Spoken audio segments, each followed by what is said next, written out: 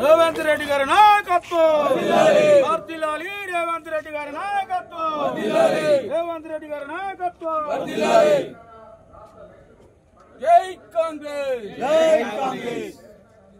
రాహుల్ గాంధీ గారి నాయకత్వం రాహుల్ గాంధీ గారి నాయకత్వం రేవంత్ రెడ్డి గారి నాయకత్వం రేవంత్ రెడ్డి గారి నాయకత్వం.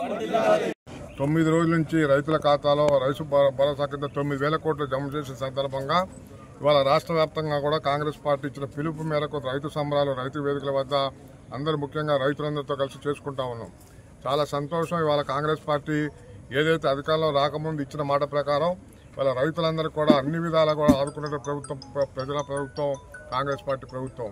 అనేక విధాలుగా ఈ యొక్క రైతు భరోసా కాకుండా ఏ దేశంలో ఏ పార్టీ ఏ రాష్ట్రంలో కూడా చేయని విధంగా 2 లక్షల రుణమాఫీ చేసినటువంటి ఘనత ప్రజాప్రభుత్వం రేవంత్ రెడ్డి గారి నాయకత్వంలో కాంగ్రెస్ పార్టీ నాయకత్వంలో ఇవాళ రాష్ట్రంలో జరుగుతూ ఉంది. అదేవిధంగా పేదవాడు ఎప్పుడు కూడా తినని అనుకున్నటువంటి పేదవాడు సామాన్యుడు కూడా ఇవాళ సన్నబియ్యం వల్ల రేషన్ షాపుల ద్వారా సన్నబియ్యం ఈ రాష్ట్ర ప్రభుత్వం ఇస్తూ ఉంది. దానికి గాను రైతులకి బోనస్ కింద కింటాకు 500 రూపాయలు చొప్పున ప్రతి ఎవరు పండించిన రైతు అనేవాడు దాని మీద ఈ రైతు భరోసాలా కాకుండా టీఆర్ఎస్ ప్రభుత్వం ఏదైతే దగా చేసిందో పేదవారికి అందరినీ కూడా ఆన్లైన్లో ఎక్కించుకోకుండా అందరికీ రైతు బంధు రాకుండా ఏ విధంగా అడ్డం పడిందో ఇవాళ ఆ విధంగా కాకుండా ఇవాళ రైతు బోనస్ ప్రతి ఒక్క పంటకి ప్రతి ఒక్క కింటాకు కూడా 500 రూపాయలు ఇచ్చినటువంటి ప్రభుత్వం కాంగ్రెస్ పార్టీ ప్రభుత్వం. ఈ విధంగా అనేక సంక్షేమ పథకాలు ఇవాళ ఈ యొక్క కాంగ్రెస్ పార్టీ చేస్తూ ఉంది. అదేవిధంగా పేదలకి సన్నబియ్యం ఇస్తూ ఉంది.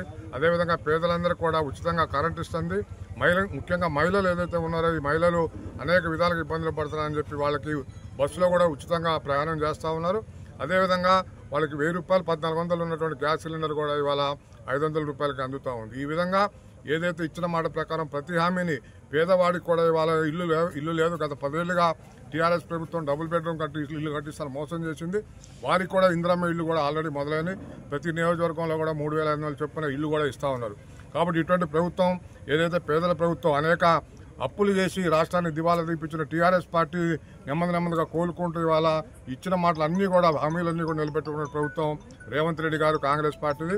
కాబట్టి భవిష్యత్తులో రైతులందరూ కూడా ఏ కష్టం వచ్చినా సరే ముఖ్యంగా రైతులు ఈ దేశానికి వెన్నెముక, రైతులు ఈ రాష్ట్రానికి వెన్నెముక, వారిని ఆదుకోవాలనే ఉద్దేశంతో ఎప్పుడు కూడా కాంగ్రెస్ పార్టీ ముందుంటుంది. అదేవిధంగా ఏదైతే ఎస్సీ వర్గీకరణ దేశంలో ఏ రాష్ట్రంలో కూడా అమలు చేయకపోయినా కూడా ఇక్కడ అమలు చేస్తున్న ప్రభుత్వం కాంగ్రెస్ పార్టీ ప్రభుత్వం. కాబట్టి ఈ రాష్ట్రంలో పేదలు బడుగు బలహీన వర్గాల కోసం అనేక సంక్షేమ పథకాలు అమలు చేస్తూ వారి అభివృద్ధి కోసం కృషి చేసినటువంటి రేవంత్ రెడ్డి గారి ప్రభుత్వాన్ని రైతులు ఆశీర్వదించాలా, రైతులు వాళ్ళని ఆదరించాలా, రైతులు వారికి ఆశీస్సులు ఇవ్వాలని చెప్పి కోరుకుంటూ మరొకసారి ఈ యొక్క కొత్తగూడెం నియోజకవర్గ రైతులందరి తరఫున కూడా ఈ యొక్క రాష్ట్ర ప్రభుత్వానికి అదేవిధంగా రేవంత్ రెడ్డి గారి యొక్క గవర్నమెంట్కి రైతుల ద్వారా ధన్యవాదాలు తెలియజేస్తూ రేవంత్ రెడ్డి గారి నాయకత్వాన్ని బలపరచాలని చెప్పి మమ్మల్ని అందరినీ కోరుతా ఉన్నాం. జై కాంగ్రెస్.